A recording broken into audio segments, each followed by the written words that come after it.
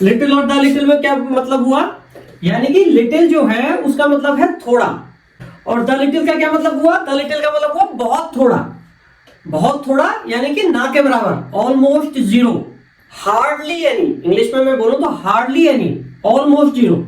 जैसे जैसे कि हमने क्या देखा था, the doctor was happy because there was a little hope. यहाँ पे ए लिटिल होप है, अ लिटिल होप मतलब जो पेशेंट के रिकवरी होने की थोड़ी उम्मीद थी, इसलिए डॉक्टर वॉज हैप्पी।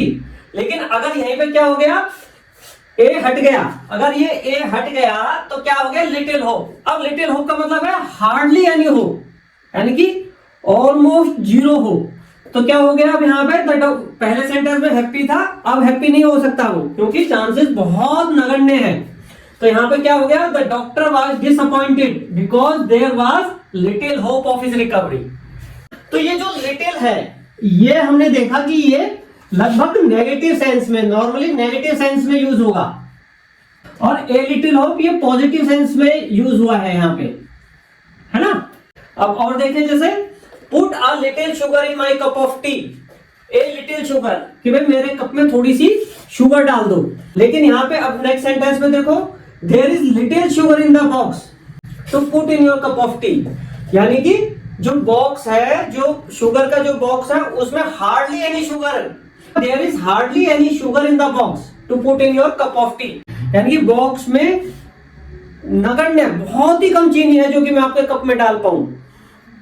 नेक्स्ट देखो, she saves a little money every month, यानी कि हर मंथ में वो कुछ पैसा जोड़ लेती है, बचा लेती है।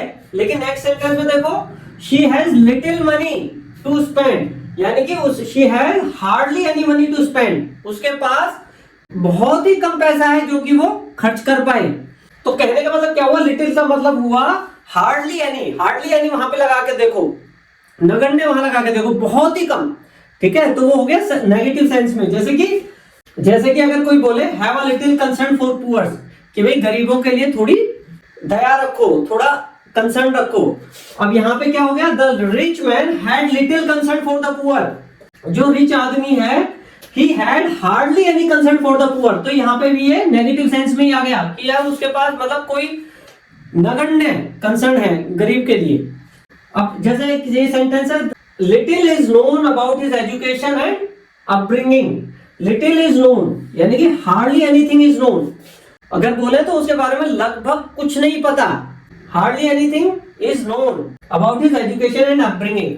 कहने का मतलब क्या हुआ, अ लिटिल और लिटिल में मीनिंग कंप्लीटली चेंज हो जाता है। वहीं पे एक वर्ड होता है द लिटिल, द लिटिल, ठीक है, little, a little, the little. The little का मतलब भी थोड़ा है, लेकिन ये कहां पे कैसे यूज होगा, थोड़ा लेकिन सारा, थोड़ा बहुत है तो अमाउंट थोड़ा ही, लेकिन वो पूरा का पूरा ऐसे यूज होगा। जैसे कि मैं बोलूं, the little hope that doctor had was very encouraging for us। क्या मतलब हुआ इस बात का, इसका मतलब हुआ कि जो थोड़ी बहुत आशा जो कि डॉक्टर को थी, was very encouraging for us। जैसे और कुछ मैं बोलूं, she spent the little money that she had, थोड़ी बहुत पैसा जो भी उसके पास था उसने सारा का सारा खर्च कर दिया। तो इसमें हमेशा ये ध्यान रखना कि जहां भी द लिटिल आएगा उसके बाद नाउन तो आएगा ही, और उसके बाद ना दैट आएगा। अब ये दैट क्लियरली भी लिखा हो सकता है, और ये भी हो सकता है कि वो उसी में इंप्लाइड हो, यानी कि उसमें वो मीनिंग निकल रहा हो। जैसे कि ये सेंटेंस ऐसे भी यूज कर सकता था, she spent the little money she had. अच्छा, और देखो जैसे कि the little rice that I left in the plate was eaten by our puppy। The little rice that I left in the plate was eaten by our puppy।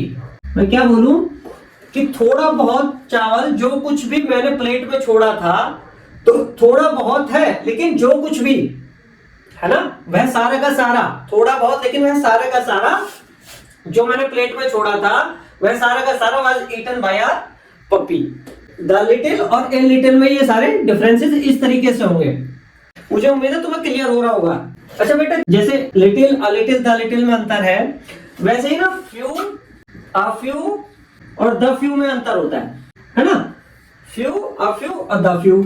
अच्छा, little और few में क्या अंतर है?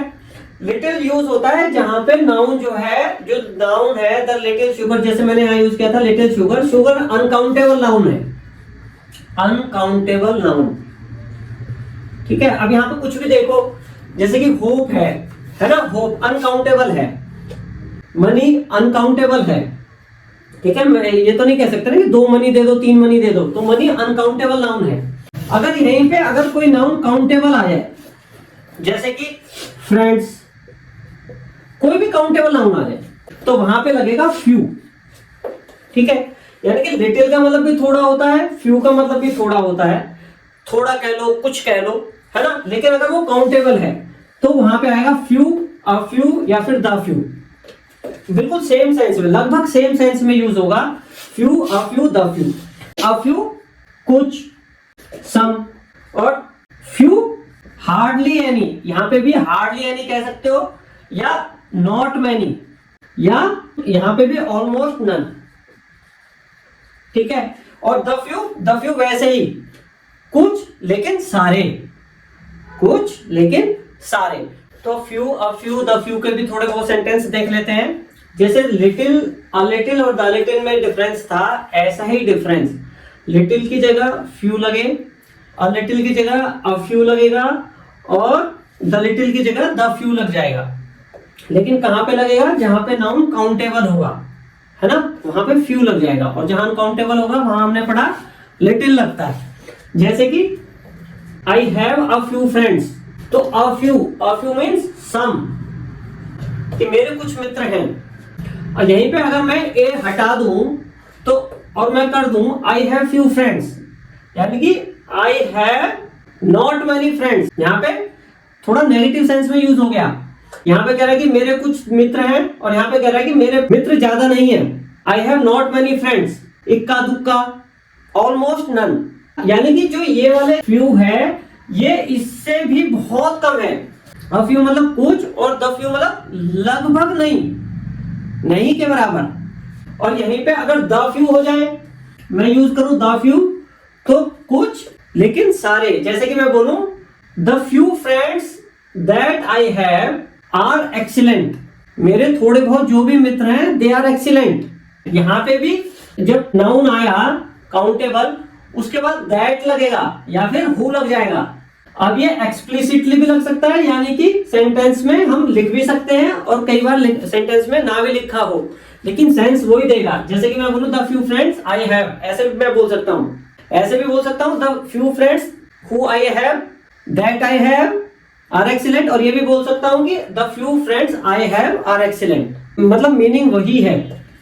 जैसे कि एक सेंटेंस और मैं देखूं, a few of students forgot to bring their book to class.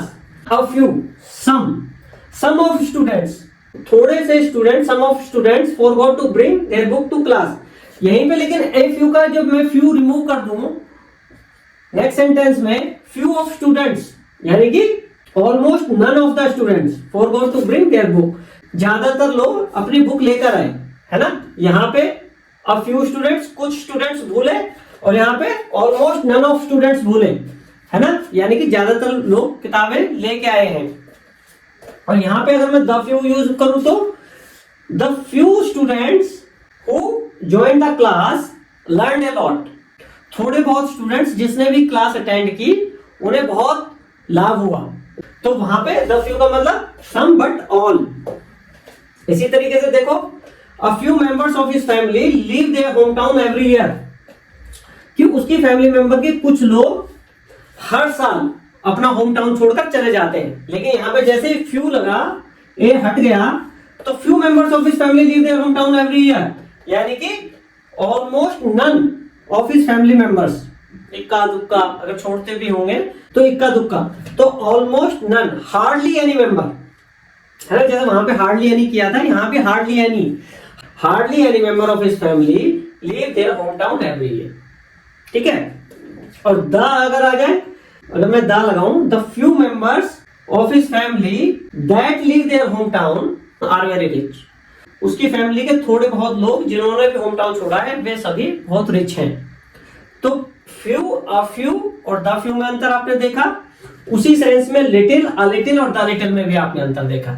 यानी कि एक अनकाउंटेबल नाउन के साथ यूज होता है और एक काउंटेबल नाउन के साथ। और जो द फ्यू है या द लिटिल है उसके साथ क्या है पहचान उसकी, कि जो नाउन आएगा फ्यू या लिटिल के बाद जो नाउन आएगा उसके बाद दैट, लिटिल के केस में तो दैट ही लगेगा क्योंकि वो कोई निर्जीव चीज होगी। और यहां पे जो होगा फ्यू के केस में दैट लगेगा या फिर हु लगेगा। अब हु डायरेक्ट दिख भी सकता है, सेंटेंस में यूज कर भी सकता है, और वो फ्यू जो है सेंटेंस में इंप्लाइड हो सकता है, उसी में निहित हो, उसमें मीनिंग हमें समझना पड़ेगा। ठीक है, तो आई होप आपको ये बातें समझ में आ गई होंगी। Little, a little, the little में अंतर पता पड़ गया होगा, फ्यू, द फ्यू और अ फ्यू में अंतर पता पड़ गया होगा। आपकी अगर कोई भी क्वेरी है इस टॉपिक से रिलेटेड तो आप मुझे कमेंट में लिखें। आपको ये टॉपिक अच्छा लगा हो, आपके लिए हेल्पफुल हुआ हो तो वीडियो को लाइक कर दें, और अगर इसमें कोई कमी आपको लगी हो तो मुझे फीडबैक में बताएं।